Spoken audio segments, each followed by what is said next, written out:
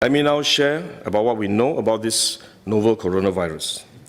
This virus comes from the family of coronavirus, which includes other viruses such as MERS and SARS, as well as the milder variants causing common cold. The medical consensus at this moment is that the novel coronavirus is more transmissible but appears less deadly than SARS. Evidence suggests that the rate of human-to-human transmission of this virus appears to be higher than that of SARS. For now, the evidence also suggests that transmission is mostly via droplets. What this means is that the virus is carried within droplets emitted from an infected person over a short distance, such as when a person coughs or sneezes.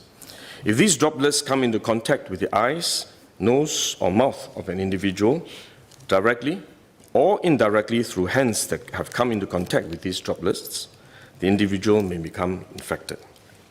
To clarify, there is no evidence currently to suggest that the virus is airborne. There are other viruses, such as the chickenpox, which can easily be transported via air currents and do not require droplets to contact the eyes or nose. The novel coronavirus is not in this category of viruses. The novel coronavirus could also transmit through surface contact. Let me explain. When a person sneezes or coughs, the droplets fall onto the surfaces of tables and chairs, and the virus may remain alive for up to a few days. When someone else touches the surfaces of these tables and chairs, the virus can be transferred to his hands, and if he then rubs his eyes or nose without washing his hands, he may become infected. So we should wash our hands. This is also why we only quarantine the close contacts of confirmed cases. For more transient contacts, such as individuals that the confirmed cases may have walked past in malls or hotels, the risk of transmission is low. For coronavirus generally, the person is most infectious when he is displaying symptoms, or what you call symptomatic. And this is likely to be the case for the novel coronavirus as well. There is evidence of limited spread from a person without symptoms during the incubation period. However, this form of transmission may be uncommon and has so far involved isolated cases only. At this point, the evidence still points towards higher transmissibility when the person is displaying symptoms.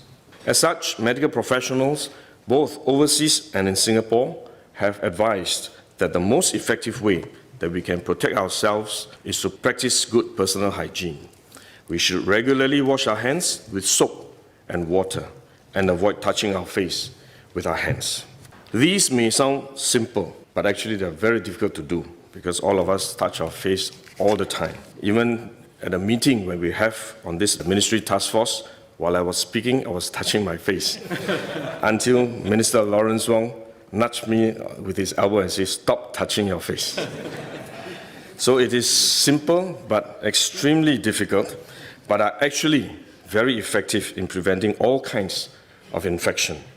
Potential infection from asymptomatic persons, in fact, is less likely to be from coughing or sneezing directly because they don't have symptoms. They are not sneezing or coughing, but more likely by touching contaminated surfaces, for which masks offer no protection. Wearing a mask when we are well often gives us a false sense of security instead, and we are more likely to touch our faces when we constantly adjust our masks, which is one way the disease spreads.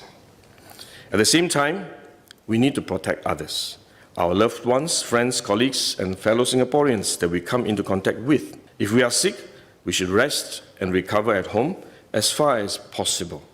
If we do need to go out to see a doctor, for example, we should wear a surgical mask to protect others. So this is when mask is needed, when we are unwell and have to go out.